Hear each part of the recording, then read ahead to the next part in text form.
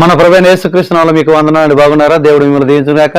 ఈ వీడియో మొదటి నుండి చివరి వరకు చూడండి. ఈ వీడియో మీకు నచ్చినట్లయితే షేర్ చేయండి, లైక్ చేయండి, మీ ప్రార్థన విన్నపాలు కామెంట్ ద్వారా తెలియపరచండి. ఈరోజు వాక్య అంశం ఏంటంటే రెండు మార్గములు. ఈ రెండు మార్గములలో మరి ఏ మార్గము మరి జీవము నడుపుతుంది, ఏ మార్గము నాశనముకు నడుపుతుంది అనే విషయాన్ని మనము తెలుసుకుందాం. చాలా మంది ఏం చేస్తున్నారంటే తనకిష్టమైన యొక్క మార్గం నడుస్తూ ఇది దేవుని చిత్తమే అని అనుకుంటూ బ్రతుకుతున్న వాళ్ళు చాలా మంది ఉన్నారు. అయితే వారు ఒక భ్రమలో నడుస్తుంటున్నారు. అది దేవుని చిత్తమే అని, దేవుని మార్గమే అని చెప్పేసి మరి భ్రమలో నడుస్తున్న యొక్క వ్యక్తులు చాలా మంది ఉన్నారు. ప్రియమిత్రులారా, నష్టాన్ని కొని తెచ్చుకుంటున్న యొక్క వ్యక్తులుగా ఉంటున్నారు. కాబట్టి ఆ నష్టాన్ని తెచ్చుకోకుండా ఉండు నిమిత్తం ఈ యొక్క వాక్యాన్ని మేము ముందు నేను ఉంచుతున్నాను. మనం నడుస్తున్న యొక్క మార్గంలో ఎన్నో మరి ఎదురుపోట్లు మనకు జరుగుతుంటున్నప్పుడు ప్రతి దాన్ని మనం దాటుకుంటూ మన మార్గంలో మనం ముందుకు వెళ్ళాలా. మన మార్గంలో మరి ఎన్ని ఆటంకాలు వచ్చినా దేవుని దగ్గర విచారణ చేస్తూ ఎవరైనా వారికి వచ్చిన ప్రతి పరిస్థితుల్లో మరి ఎలాంటి ఆటంకాలు ఎన్ని ఇబ్బందులు వచ్చినా దావీదులాగా మరి దేవుని వైపు చూచుచూ తను ప్రతి పరిస్థితిలో కూడా మరి విజయాన్ని సాధిస్తూ ముందుకు నడిచాడు. అలాంటి యొక్క జీవితంలో మనం కూడా కొనసాగించబడాలని, ఇదిగో వస్తున్న యొక్క ఆటంకాలన్నిటిని కూడా దాటుకుంటూ ముందు సాగు నిమిత్తం ఈ వాక్యాన్ని నేను మీ ముందు ఉంచుతున్నాను. ప్రియాణ మిత్రులారా, ఇక్కడ రెండు మార్గాల గురించి నేను మీకు ఎందుకు చెప్తున్నానంటే సరైన మార్గం ఏదో మనం తెలుసుకొని ఆ సరైన యొక్క మార్గంలో మనం నడిచినట్లయితే మన గమ్యం మనము చేరుకుంటామని చెప్పి మీకు మనం చేస్తున్నాను. ఏది సరైన మార్గము, ఏది సరైనది కాదో మనకు అర్థం కాని యొక్క పరిస్థితుల్లో మనం ఉన్నాం. ఇక మరి రెండు మార్గాల గురించి మనం చూసినప్పుడు మొదటిగా మనం చూసినట్లయితే ఇక్కడ దుష్టుల యొక్క మార్గాన్ని గురించి మనం చూద్దాం. దుష్టుల మార్గం అంటే మనిషి ఒకడే, మనిషిలో మార్గం అనేది వాడు దుష్టుడా మంచివాడా అని చూపిస్తుంది. కీర్తనలు 1వ అధ్యాయం 6వ వచనం చూస్తే దుష్టుల మార్గము నడవక అని రాయబడి ఉంది. ఏ మార్గం నడవద్దు? దుష్టుల మార్గాన్ని నడవద్దు. దుష్టుల మార్గం ఏదైతే ఉందో మరి ఈ లోకమంతా కూడా ఒకే రీతిగా నడుస్తున్నారు. వారి సరైన మార్గం అనుకుంటున్నారు. వారు ఎవరిని మోసం చేద్దునా, ఎవరిని నాశనం చేద్దునా, ఎవరిని చంపుదునా అనే యొక్క మార్గంలో వారు తిరుగుతున్నారు. ఈ లోకమంతా దుష్ట ఆలోచనతో మరి పతనము చేసే యొక్క మనసుతో మరి జీవిస్తుంటున్నారు.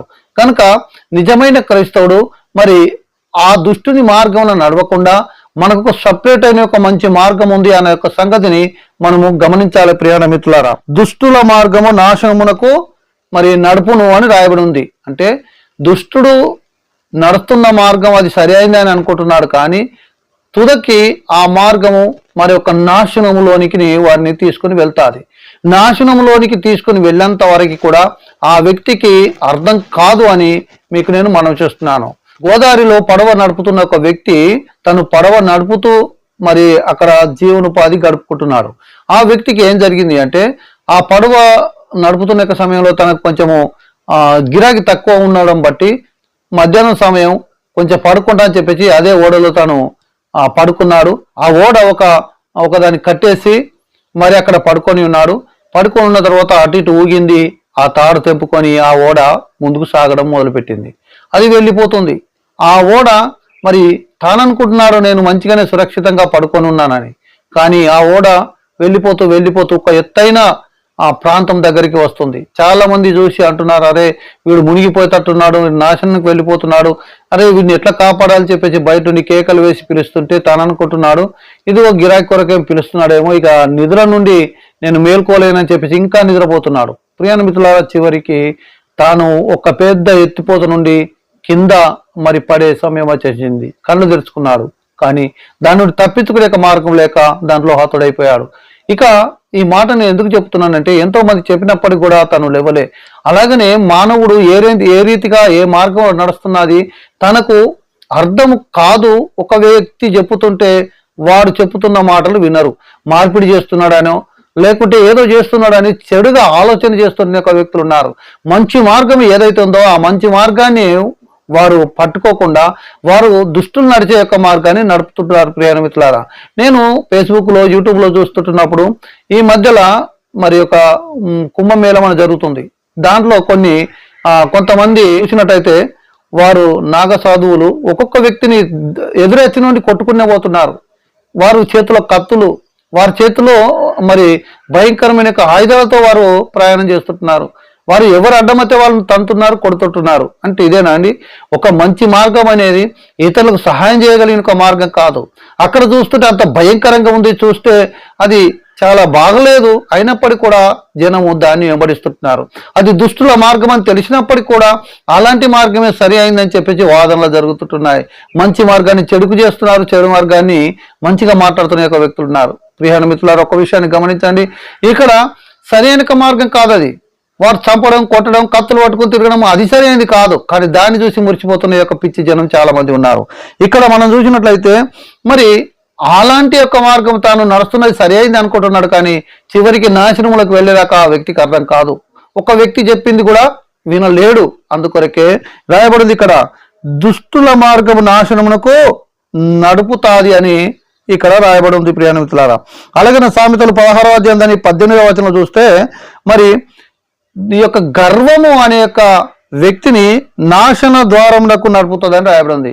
ఏ వ్యక్తికి గర్వం ఉంటుందో ఆ గర్వం అనేది నాశన ద్వారమునకు నడుపుతాది. అంటే ఆ మనిషిని పతనము చేయడానికి కొరకు తనకు ముందు గర్వం ఎప్పుడైతే మనిషికి వచ్చిందో ఆ గర్వము ఆ వ్యక్తిని మరి పతనం చేస్తుందన్న సంగతిని మనం మర్చిపోవద్దు. ప్రియమైన మిత్రులారా, ఏ వ్యక్తి నాకు ధనం ఉంది, సంపద ఉంది, బలం ఉంది, జ్ఞానం ఉంది, నాకు బలగం ఉంది అని చెప్పేసి విర్రబీగుతున్నాడు, అలాంటి బలగమన్ని కూడా ఏం జరుగుతుందో తెలుసా? అధికార బలం ఉంది, అధికారం నా చేతిలో ఉంది అనే యొక్క వ్యక్తిగా గర్వంతో నువ్వు జీవించినట్లయితే ఆ వ్యక్తి పతనం అవడమే.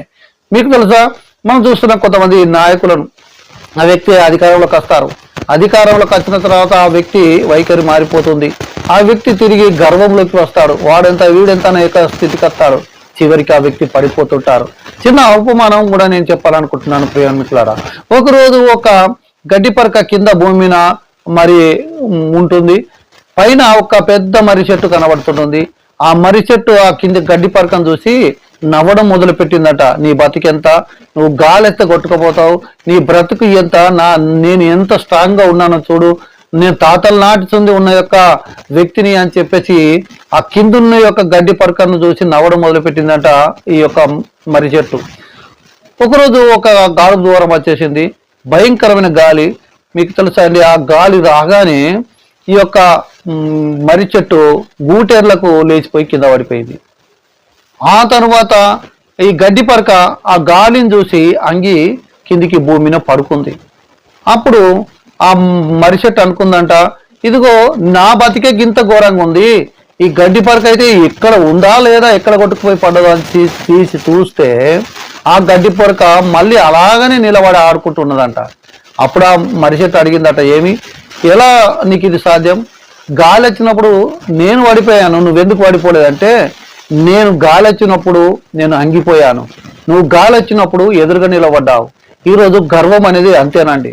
ఒక వ్యక్తి తన గర్వము పడిపోవడానికన్నా ముందు, అధికారం నుండి కావచ్చు, ధనం నుండి కావచ్చు, ఏదాని నుండి అయినా పడిపోవడానికన్నా ముందు గర్వం నడుస్తుందని బైబిల్ చెప్తుంది. ప్రియమైన మిత్రులారా, ఈ గర్వం అనేది మనిషిని ఎక్కడికి తీసుకుని వెళ్తాది అంటే ఆ యొక్క మరి నాశనమునకు తీసుకుని వెళ్తాది అన్న సంగతి ఇక్కడ బైబిల్ చెప్తుంది. నీ గర్వాన్ని తగ్గించుకొని ఇదిగో ఆ ప్రభువు దగ్గర నువ్వు ఒకవేళ ప్రభువా నన్ను క్షమించమని అడిగినట్లయితే ఇదిగో నిన్ను ఆయన క్షమిస్తాడు. మనిషికి గర్వం మంచిది కాదండి.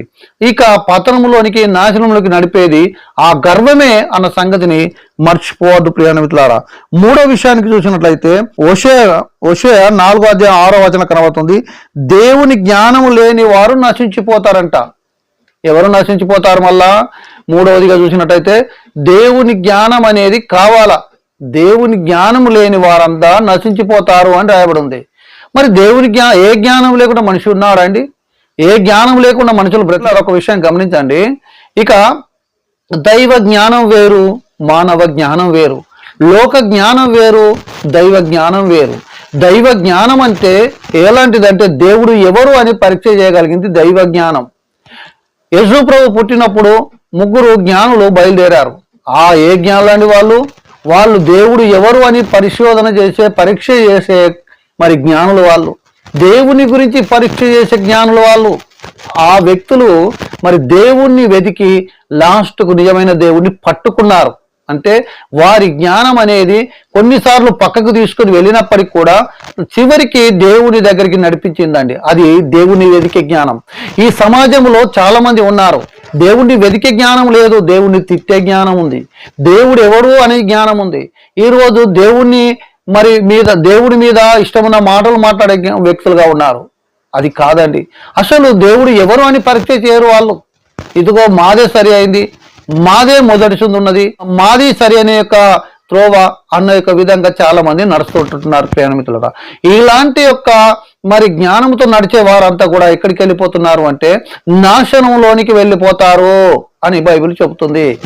నాశనం అనగా ఏ వ్యక్తి అయితే తాను మంచిగున్నాను అనుకుంటున్నాడో చివరికి నాశనం అయ్యేంత వరకు కూడా తనకి అర్థం కాదు.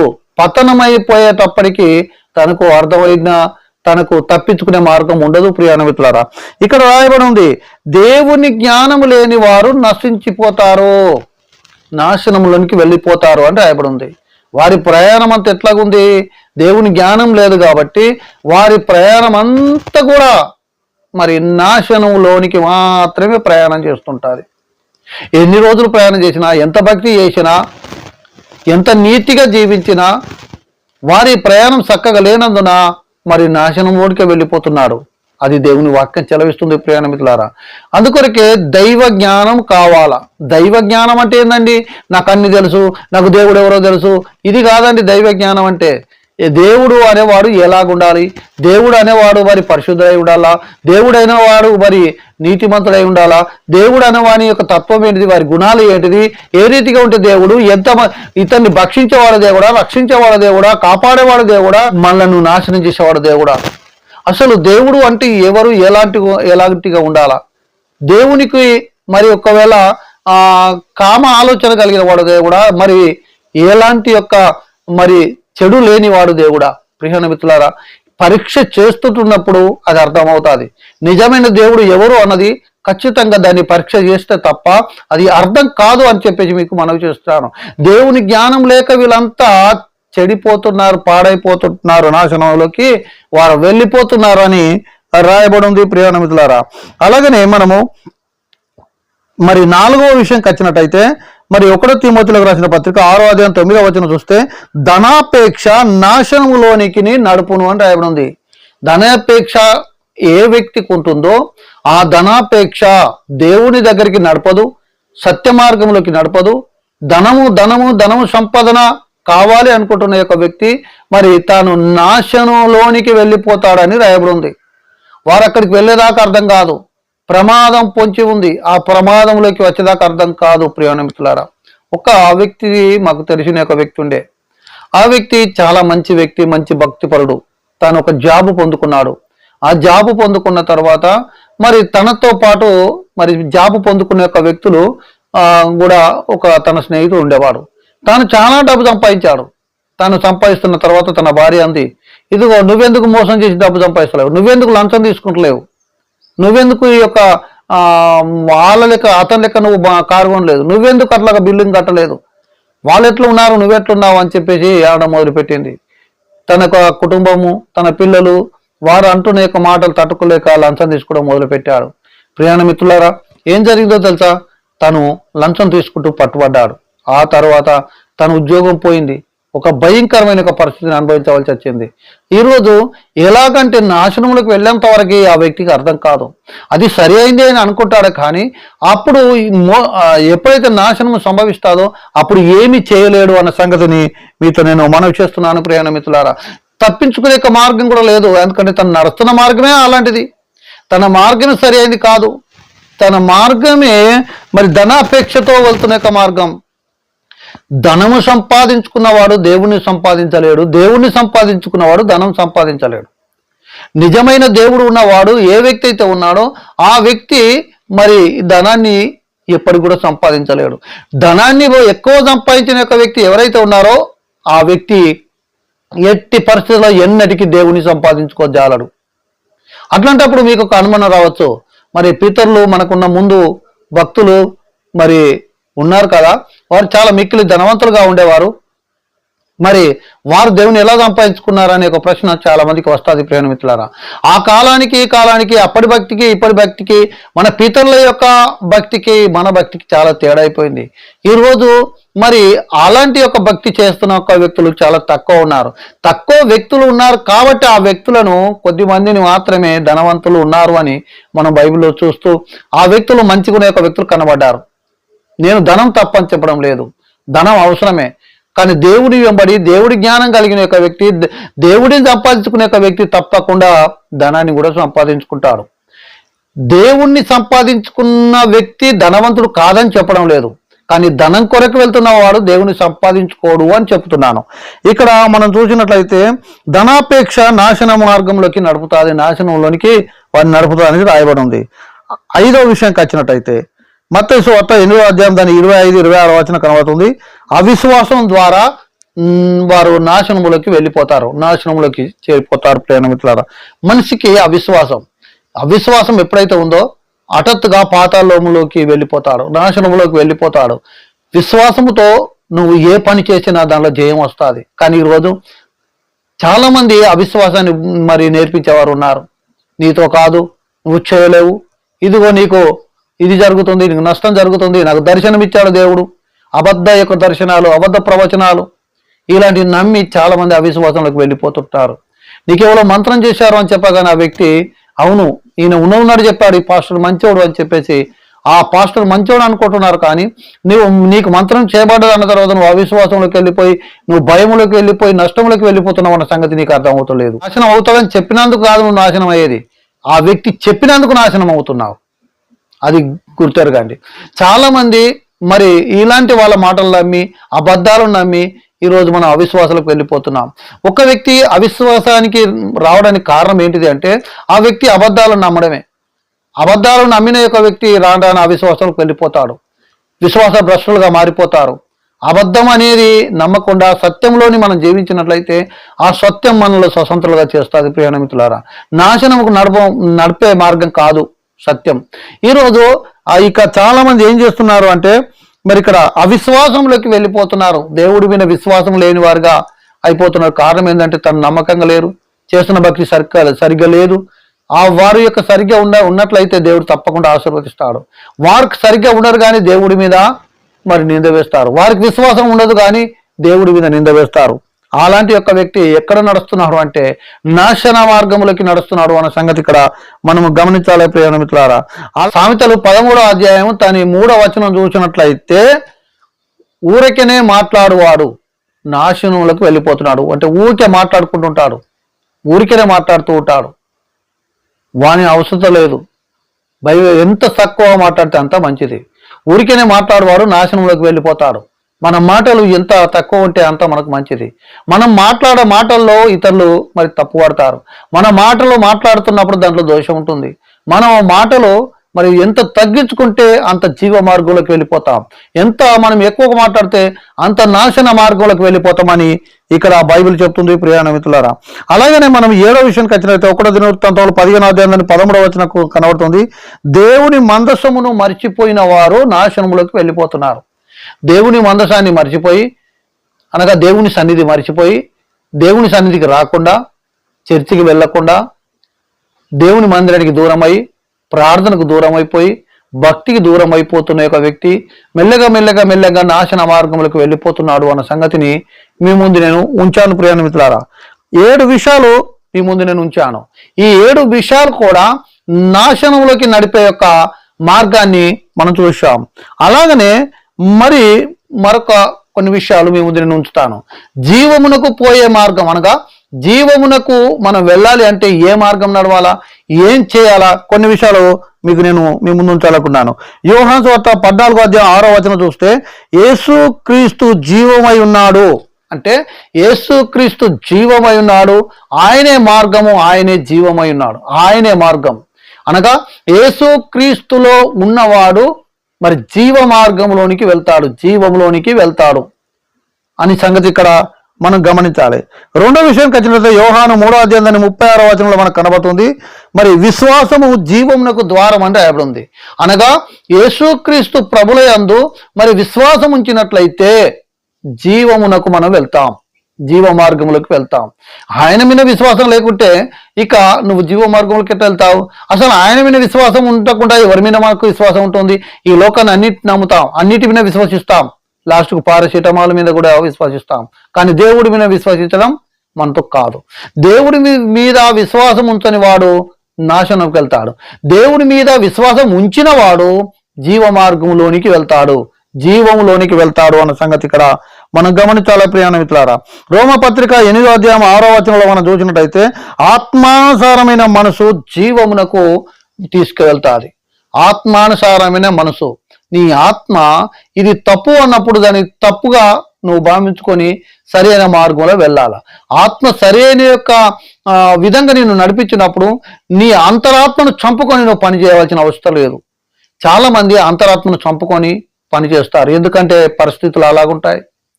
అంతరాత్మను చంపుకోవాల్సిన పరిస్థితులు కొన్నిసార్లు వస్తాయి. కుటుంబ పరిస్థితులు అంత ఘోరంగా ఉంటాయి, ఒత్తిళ్ళు అంత ఎక్కువగా ఉంటాయి.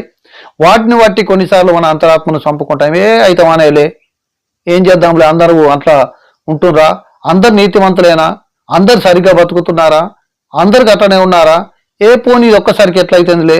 అంతరాత్మను చంపుకోగలిగిన యొక్క వ్యక్తి మనం ఉండకుండా అంతరాత్మ ఇది తప్పు అన్నప్పుడు ఆ అంతరాత్మ మరి తప్పు అన్నదాన్ని మనం గమనించి మనం ముందుకు సాగినట్లయితే జీవ మార్గములోకి వెళ్తామని చెప్పేసి దేవుని యొక్క వాక్యము ప్రకటిస్తుంది ప్రియ మిత్రులారా. అలాగే 4వ విషయం వచ్చినట్లయితే 1 తిమోతి 4:8 కనబడుతుంది, దైవభక్తి జీవమునకు మార్గం అంట. దైవభక్తి ఉంటే జీవమునకు ఆ వ్యక్తి వెళ్తాడు. తన మార్గము జీవ మార్గమై ఉంటుంది. దైవభక్తి ఉండాలా. ఈ రోజులల్లా దైవభక్తి తక్కువైపోయిందండి. రాను దేవుని భక్తి లేదు, వారి ఇష్టానుసారంగా జీవిస్తుంటున్నారు. దైవభక్తి జీవమునకు తీసుకుని వెళ్తానగా జీవములోనికి తీసుకుని వెళ్తాది, అది సరైన మార్గం. దైవభక్తి కలిగిన యొక్క వ్యక్తి సరైన మార్గంలో ఉన్నాడు అని గమనించాల. అలాగనే 5వదిగా మనం చూసినట్లయితే ప్రియ మిత్రులారా 1 యోహాను 3వ అధ్యాయం 14వ వచనం చూస్తుంది, సహోదరులను ప్రేమించడం ద్వారా మరి జీవమునకు మనం వెళ్తాం, జీవంలోనికి వెళ్తామని రాయబడి ఉంది. అవునండి, మన సహోదరుని ప్రేమించాలా. సహోదరుని ప్రేమించలేని వాడు బయట వాళ్ళని ఎవరు ప్రేమిస్తారండి? నీ సహోదరుని నువ్వు ప్రేమించాలా. ఈరోజు మనం ఒక ప్రతిజ్ఞ చేస్తాం, భారతదేశం నా మాతృభూమి, భారతీయులందరూ నా సహోదరులు అంటారు. భారతదేశంలో పుట్టిన వాళ్ళందరూ సహోదరులు అంటారు. భారతదేశంలో పుట్టిన వాడిని నీది దేశం కాదు అని అంటారు కొంతమంది. ఇది ఎలా సహోదర ప్రేమనా అండి? ఈ దేశంలో పుట్టిన వాళ్ళందరికీ సమానతత్వం లేదండి? ఈ భారతదేశంలో పుట్టిన యొక్క వ్యక్తికి సమాన హక్కులు లేవండి?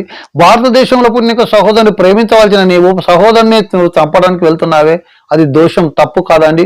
అది సరైన మార్గం కాదు. నీ దేశంలో పుట్టిన యొక్క వ్యక్తి నీ సహోదరుడు, నీ ఊరిలో పుట్టిన వాడు నీ సహోదరుడు అయి ఉంటున్నాడు. నీకు మరి దగ్గర కలిసిమెలిసి ఉండే నీ సహోదరులతో మరి ఇలాంటి యొక్క గొడవలు, నువ్వు వేరు నేను వేరు, ఈ మతం వేరు నా మతం వేరు, ఇది ఏంటండి? ఇది సరైన ఆలోచన కాదు ప్రియ మిత్రులారా. ఇక మనము అందరినీ ప్రేమించాల, కానీ అందరినీ మరి ద్వేషించగలిగింది చాలా మంది ఈ మధ్యలో లేస్తుంటున్నారు. ఎందుకంటే వారు మాత్రమే సరైనది అనుకుంటున్నారు. వారి తత్వం ద్వేషం, వారి ఆలోచన ఇతన్ని చంపడం, వారు పగలు, వీళ్ళను లేకుండా చేస్తాను, వీళ్ళను బట్టలు లేకుండా ఊరేగిస్తాను, ఇదే మాటలు మాట్లాడుతున్నారండి. అలాంటి యొక్క ఆలోచన కలిగిన వాడు నాశనమునకు వెళ్తున్నాడు. అలాంటి ఆలోచన సరైనది కాదు. ఇక్కడ సహోదరుని ప్రేమించాలి. ఆ ప్రేమించడం అంటే అర్థమైందని, నేను నిన్ను ప్రేమిస్తున్నాను అంటే అది ప్రేమించినట్ట అండి? ప్రేమించడం అంటే నీవు కడుపు నిండా తిన్నావు, కడుపు నిండా తినని యొక్క వ్యక్తులు ఉన్నారు, వారికి నువ్వు పెట్టడమే ప్రేమించడం. నీకు పెయి నిండా బట్టలు ఉన్నాయి, లేకుండా ఉన్నవారు ఉన్నారు, వారికి నువ్వు సహాయం చేయడమే ప్రేమించడం. నువ్వు చలికాలం రాగానే 4-5 చెద్దర్లు ఒకటి మడత చేసుకుని కప్పుకుంటున్నావే, మరి కనీసం ఒక చెద్దరు లేకుండా బస్టాండ్లో అక్కడిక్కడ మరి పడుకొని ఉంటున్న వాళ్ళకు ఎప్పుడన్నా వెళ్ళేసి ఒక చెద్దరు కొని ఎవరికన్నా కప్పావా? నువ్వు కడుపు నిండా తింటున్నావు, 1000 కొద్దీ విలువ చేసే ఆహారాన్ని హోటల్లో పోయి తింటున్నావు. నువ్వు తింటున్నప్పుడు నీ ఆహారం నీకు కనీసం ఒక పూట, రోజుకొక పూట కూడా తినలేకుండా మరి వేదన పడుతున్నవారు, ఆకలితో మలమల్లాడుతున్నవారు ఎంతో మంది ఉన్నారు కదండి. మరి వారికి ఎప్పుడన్నా నువ్వు భోజనం పెట్టావా? నువ్వు సహోదరుని ప్రేమించడం అంటే ఇది అండి. ఈరోజు క్రైస్తవత్వం వచ్చిన తర్వాత మరి సహోదరుని ప్రేమించే యొక్క దాని కొరకు ఎంతో మంది భక్తులు నేర్పిస్తున్నారు, ఎంతో మంది సేవకులు బోధిస్తున్నారు. అందుకొరకే ఇంకా కొంచెం ప్రశాంతంగా ఉంటుంది. కానీ ఒకవేళ ఈ క్రైస్తవత్వం ఒకవేళ లేకుంటే, క్రీస్తే ఒకవేళ మరి ఈ ప్రపంచానికి పరిచయం కాకుంటే ఈ ప్రపంచం ఎంత ఘోరమైన పరిస్థితిలో ఉండేదో తెలుసా? ఆ యేసుక్రీస్తు ద్వారానే మీకు తెలుసా ప్రేమ అంటే ఏంటిది, అసలు ఎలా ప్రేమించాలి అన్నది నేర్చుకుంటున్నామండి. ప్రియమైన మిత్రులారా, స్వార్థపూర్వకంగా బతుకుతున్న ప్రతి మనిషిని దేవుడు చెబుతున్నది ఒక్కటే, ప్రేమ కలిగి ఉండాలి నీ సహోదరుని. నీలాగా నీ తోటివాడు కూడా బ్రతకాలి, అంత నాకే అనే యొక్క ఆలోచన సరే అండి కాదు అని మీతో నేను మనవి చేస్తున్నాను. 6వ విషయానికి వచ్చినట్లయితే సామెతలు 4వ అధ్యాయం 13వ వచనం కనబడుతుంది. ఉపదేశమును గట్టిగా పట్టుకొనుము, నువ్వు జీవమునకు వెళ్తావంటే ఆవిడుంది. ఏ వ్యక్తి అయితే దేవుని యొక్క వాక్యము చెప్పుతుంటున్నప్పుడు ఆ వాక్యాన్ని విని విడిచిపెట్టడం కాదు, గట్టిగా పట్టుకున్నట్లయితే నువ్వు సరైన మార్గంలో ఉన్నట్టే. వాక్యాన్ని పట్టుకోలేదు అంటే నువ్వు సరైన మార్గం లేవు. నువ్వు వాక్యాన్ని గట్టిగా పట్టుకోవాలా, దాన్ని విడిచిపెట్టకూడదు. ఆ వాక్యానుసారంగా నడవాలి. పట్టుకోవడం అంటే అర్థం ఏంటిది? నేను వాక్యం విన్నా అంటే దాని అర్థం ఏంటి? వాక్యాన్ని గట్టిగా పట్టుకోవడం అంటే ఆ వాక్యానుసారంగా నడవడమే. బైబిల్ ఏం చెప్తుంది? గదే చేయడమే. ఇనేది వింటున్నాం కానీ చేయడం లేదు. దాన్ని గట్టిగా పట్టుకున్నట్లయితే జీవమునకు వెళ్తావని దేవుని యొక్క వాక్యం చెలవిస్తుంది. ప్రియమైన మిత్రులారా, అలాగే 7వదిగా మనం చూసినట్లయితే కీర్తనలు మరి 133 వచనంలో కనబడుతుంది, ఐక్యతలో ఆశీర్వాదం ఉంది, అక్కడ శాశ్వత జీవం ఉంటుంది అంటే రాయబడి ఉంది. ఐక్యత కలిగిన యొక్క వ్యక్తి అక్కడ ఆశీర్వాదం ఉంటుంది, శాశ్వత జీవం ఉంటుంది. అంటే దేవుని యొక్క జీవము ఆ వ్యక్తిలో ఉంటుంది. ఆ జీవములోనికి ప్రయాణిస్తాడు, దేవుని రాజ్యంలోనికి వాడు ప్రయాణిస్తాడు. శాశ్వత జీవం ఉండాలి అన్నట్లయితే నువ్వు ఖచ్చితంగా ఐక్యత కలిగి ఉండాలి. ఐక్యత ఉండాలి అని చెప్పడం కాదు, ఐక్యత ఉండే విధానాలను మనం చేయాలి. మనం ఐక్యతగా ఉండండి అని చెప్తుంటాం. ఐక్యతగా ఉండడానికి కావాల్సిన యొక్క పనులు మనం చేయాలి. ప్రియమైన మిత్రులారా, ఇప్పుడు దైవ సేవకులు అయితే ప్రతి అసోసియేషన్ మీటింగ్ నెలకు ఒకసారి జరుపుకుంటారు. అక్కడ 133వ కీర్తన చదివిస్తారు. సహోదరులు ఐక్యత కలిగి ఉంటాయి, ఎంతో మేలు ఎంతో మనోహరం అని చదివిపిస్తారు. నిజమేనండి. అయితే కానీ అదంతా చదివిపించిన తర్వాత మళ్ళీ ఏం చేస్తారు తెలుసా? ఏదన్నా ప్రయోజనాలు వస్తే వారు మాత్రమే దడి తీసుకుంటారు. అప్పుడు చూస్తున్న వాళ్ళకి ఏమవుతుంది? ఇప్పుడు ఐక్యతగా ఉండాలని చెప్తారు, ఒక మీటింగ్ జరుగుతుంది. ఆ మీటింగ్లో చిన్న పెద్ద తేడాలు చూపిస్తారు. అక్కడ చిన్న పెద్ద తేడాలు చూపించిన తర్వాత ఆ తేడాలు చూపిస్తే మరి ఆ వ్యక్తి ఐక్యత రేపు పెట్టుంటుందండి. నేను పెద్ద అని చెప్పేసి నువ్వు స్టేజ్లో మీద ఇక్కడ అది చూపించుకోవడానికి నువ్వు తిరుగుతుంటుంటే మరి ఇంకా తర్వాత చిన్న యొక్క సేవకుడు ఏమనుకుంటాడండి? ఐక్యతలో ఉంటాడంటారా? ఐక్యతలో ఉండాలి అని చెప్పడం మంచిదే. ఐక్యతలో ఉండాలి అన్నప్పుడు ఐక్యతను కాపాడాలి. నేను మొన్న ఒక వాక్యాన్ని నేను వింటున్నాను, ఒకక్కడికి వెళ్ళాను. అక్కడ తాను ఏం చెప్తున్నాడంటే స్త్రీలను మరి తిడుతూ మాట్లాడినట్టు అతను నాకు అనిపించింది. ఏమంటున్నాడు అంటే తాను ఇలాంటి స్త్రీలు ఉంటారు అని ఒక వాక్యం చెప్తున్నాడు. ఇదిగో సంఘంలో సమస్య వచ్చిందంట, ఇదిగో వారికి ఒక్క తీరు మాకొక్క తీరు చూసుకుంటున్నారు అని చెప్పేసి ఆ గలిబిలి మొదలైన తర్వాత మరి ఆ పౌలు గారు వచ్చేసి దాన్ని సరి చేయడం కొరకు వాళ్ళందరినీ పిలిపించి ఇదిగో మీ సమస్యను నేను సాల్వ్ చేస్తానని చెప్పేసి తాను ఏం చేశాడట? సమస్యను సాల్వ్ చేసిండట. ఇక్కడ ఒక విషయం మనం గమనించండి. ఇప్పుడు సమస్య ఎవరి వల్ల వచ్చినట్టు? అక్కడ సమస్య ఎవరి వల్ల వచ్చినట్టు? స్త్రీల వల్ల వచ్చినట్లా, లేకుంటే ఆ సమస్య అనేది మరి నాయకుని వల్ల వచ్చినట్ట? ఆ మీటింగ్ ఆ యొక్క ప్రోగ్రామ్ను ఆరంభం చేసిన ఆ ప్రోగ్రామ్ను నడిపించే యొక్క వ్యక్తి వల్ల ఆ సమస్య వచ్చినట్లా, లేకుంటే అక్కడ ఉన్న స్త్రీల వల్ల సమస్య వచ్చినట్లా? స్త్రీలు అన్నది ఏంటిదంటే అక్కడ ఇదిగో మాకొక తీరు, మరి ఆ లోకల్ యొక్క వ్యక్తులకు ఒక తీరు చూసుకుంటున్నారు కాబట్టి ఇది మంచిగా లేదని చెప్పేసి గలిబిలి గొడవ మొదలైంది. ఆ గొడవ కారకులు స్త్రీలు మరి అని వాళ్ళు అంటున్నారు కదా. మరి గొడవ కారకులు స్త్రీలేనా నాయకుల? ప్రియ మిత్రుల ఒక విషయం గమనించండి. ఏదో సాట్ల తవుడు పోసి కుక్కలకు పోట్లాడ పెట్టినట్టు నాయకుడు చక్కగా లేక, నాయకుడు వేరే ఆలోచన అంటే ఒక్క తీరు ఆలోచన కలిగి ఉన్నప్పుడు తన కిందున్న వారు మాట్లాడడం తప్పెట్లయితుంది? స్త్రీలు మాట్లాడడం తప్పెట్లా అవుతుంది? ఈరోజు స్త్రీలు ఒక బలహీనమైన ఘట్టం. అలాంటి ఒక వ్యక్తులది తప్పు ఎలాగోతుంది? ఇక్కడ చాలా మంది ఏం చేస్తున్నారు అంటే ఇది తప్పు తప్పు అంటున్నారు. తప్పుకు కారణకులు వీళ్ళే, నాయకులే. దాన్ని ఆ మీటింగ్స్ కానీ లేకపోతే ఆ ప్రోగ్రాం కానీ ఆ మందిరాన్ని కానీ నడిపిస్తున్న యొక్క వ్యక్తులే. అందరి సమానంగా ఉండాలా. ఒక అసోసియేషన్ కావచ్చు లేకపోతే ఇతరులు ఏదైతే జరుగుతున్న ప్రోగ్రాం కావచ్చు, అందరి సమానంగా ఒకవేళ చూసుకున్నట్లయితే ఏ తేడా రాదండి. ఆ తేడా వచ్చిన తర్వాతనే ఇవన్నీ ప్రాబ్లమ్స్ ప్రియమైన మిత్రులారా. అలా రాకుండా ఐక్యతగా మనం ఉండాలి. సహోదరులు ఐక్యత కలిగి ఉంటే ఎంతో మేలు, ఎంతో మనోహరం. అవునండి, ఐక్యతగా ఉండడానికి మనము మార్గాలను చేపట్టాలా.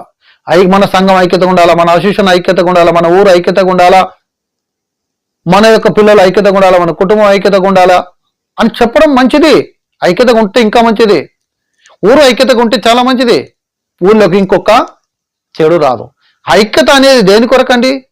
ఐక్యత అనేది నీ కడుపు నింపుకోవడానికి ఐక్యత కాదు. ఐక్యత అనేది ఇతరులకు మేలు జరగడానికి ఉండాలా. అందరికీ మేలు జరిగినప్పుడు ఐక్యత ఉంటుంది. ఐక్యత ఉన్నంత మాత్రానికి 4 ఓట్లు పడతా నీకే మేలు జరుగుతుంది అనుకుంటే దాని ఐక్యత కాదు. ఇక్కడ ఐక్యతగా ఉండాలి అన్నప్పుడు కుటుంబం అందరు ఐక్యతగా ఉండాలి అనుకుంటున్నప్పుడు అందులో తేడాలు చూపించకూడదు. నువ్వు వేరు నేను వేరు అని చూపించకూడదు. అందరికి మేలు జరిగినప్పుడు ఎవరైనా ఐక్యత ఉంటారండి.